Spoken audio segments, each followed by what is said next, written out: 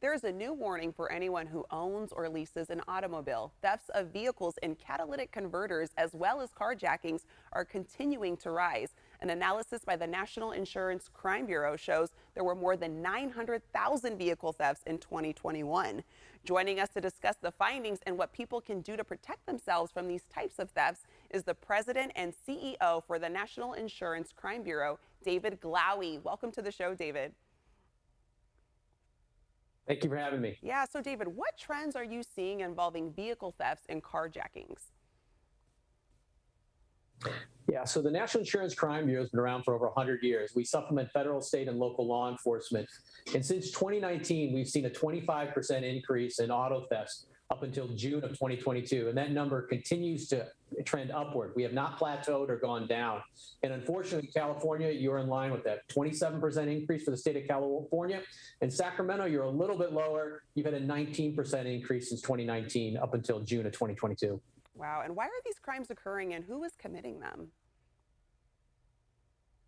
Yeah, so I was recently out in California last week meeting with California Highway Patrol as well as the San Diego District Attorney.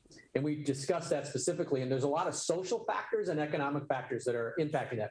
One of the big one on the economic is the value of used cars and car parts. They're up exponentially due to the COVID-19 supply chain disruption, up 35 to 40% in value. And crime is about a business, and organized crimes resell those in the United States and abroad, and specifically in Mexico. And it's worth a lot of money to be a criminal right now, stealing cars.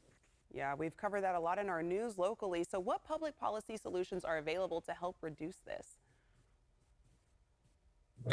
So in March of 2022, I testified before the United States Senate Judiciary Committee, Senator Grassley and Senator Durbin, and we had 6 policy recommendations. And the 2 big ones were to invest or reinvest in law enforcement and prosecutors at the local level, as well as community policing and social services program to help identify at-risk individual and youth that may be thinking about committing a crime and provide them other opportunities.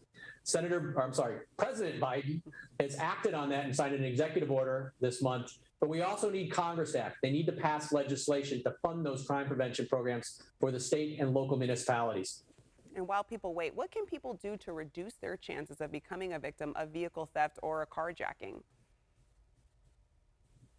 So the first thing to do is make sure you have the insurance coverage that covers you if you're going to be a victim. So comprehensive insurance coverage is required, and that's not required by law.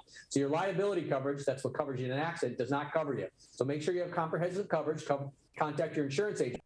But then also good personal security hygiene. Park your vehicle in well-lit areas. Park it in a garage. Take your keys with you. Don't leave that key fob in your car. All too often people are still leaving their keys in their car. And if you see something suspicious, say something. Call 911 so law enforcement can respond. I always try to not leave anything in my car as well. And if someone does fall victim to this, which nobody wants, what should they do? So first thing, if you're a victim of a crime or it's in progress, call 911. Let's have law enforcement respond. But we also have crime prevention information at our website at www.nicb.org. All righty. And what resources are available to learn more about preventing vehicle crimes? You can contact us at www.nicb.org, and we've got a toolbox of resources and advice on how to prevent you from being a victim of a crime, or if you do become a victim, how to report it to local law enforcement or to our organization.